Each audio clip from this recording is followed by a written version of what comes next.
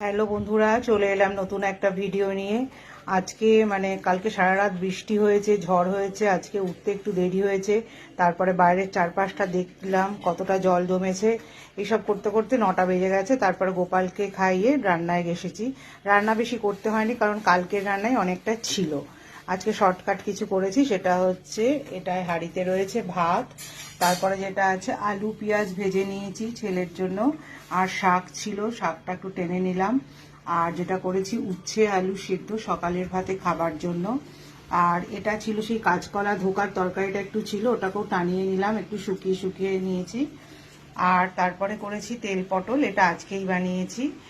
আর রয়েছে হচ্ছে ডাল, এটা হচ্ছে 5 ফোড়ন শুকনো লঙ্কা ফোড়ন দিয়ে মুসুরির ডাল, একদম ঘন করে বানিয়েছি ডাল। আর যেটা তোমরা কালকে দেখেছিলেই চিকেনটা ছিল, এটাকেও জাল দিয়ে নিলাম।